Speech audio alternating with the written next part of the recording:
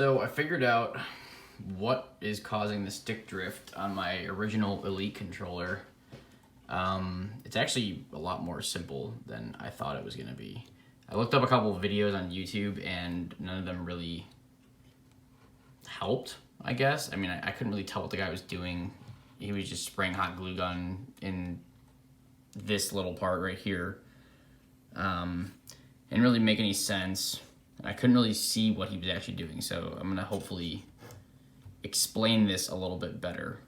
In my case, my right stick, and you can find plenty of videos on how to open up this Elite controller. It's pretty simple. Although I warn you, the more times you open it up, problems will ensue with the controller. I've opened this up probably 4 or 5 times because of these bad boys. Luckily, I've never had to change these bumpers. These are the, I think it's called Mod Freaks is the company that made them. They're like a softer rubber than the original ones that came on these controllers, and they don't break. The main problem, actually, I think I might have, well, that's for another time. Yeah, these ones have always worked, but I had to open it up a couple times before to get these actually in there. Either way, we're talking about stick drift. So you can see I have the controller connected to the Xbox, and I have my settings opened on the devices app, right? And what's happening is my stick is going straight up. Like if you play FPS games, this is hell. You move the stick back, it's very slow to get back to center, and this is there's no sensitivity curve like messing with this either.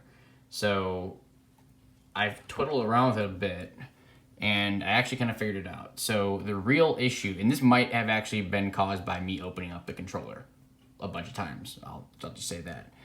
Or it could be just from pressure, I don't know. Either way, I figured it out. So if you look down here, you can actually see the whole casing, right? Typically, sometimes if like you, on your left stick, people that, jam sprint in FPS games might crash this in. See, it's actually kind of loose on this one because I am one of those people. Hold W for the win. But yeah, I don't have any issues on this left one. This is the right side though. Same mechanism we're talking about. Here's the thing. Watch as I push this down. I just apply a slight bit of pressure.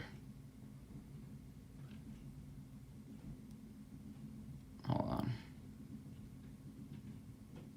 All right. So I've just got a little bit of tension on that. I'm not clicking it in like a right stick click. I'm just putting a little bit of pressure on this mechanism. All right, well, I'm moving my thumb right now because I'm not steady. Okay, yeah. So there it is. I got it. So the reason people are using hot glue is because it's this little, if I can focus the camera. There we go. See that white thing on the side moving? Yeah, that's the killer. That's stick drift in a nutshell right there. So when I put a little bit of pressure on it, it's not a click. That's a click. That's no pressure. And that's the pressure I'm putting on. So it's all just this little piece getting loose. Actually, it might be with the little like bands, like little rubber bands on top of it, just crappy plastic. Could be because they're not putting enough down tension on the base of this little rod here. But either way, stick drift stopped as soon as I put some pressure on that. So I'm going to try to figure out a solution without hot glue first. I'm going to see if I can't take this bad boy a little bit. I have a new controller, so it doesn't really matter.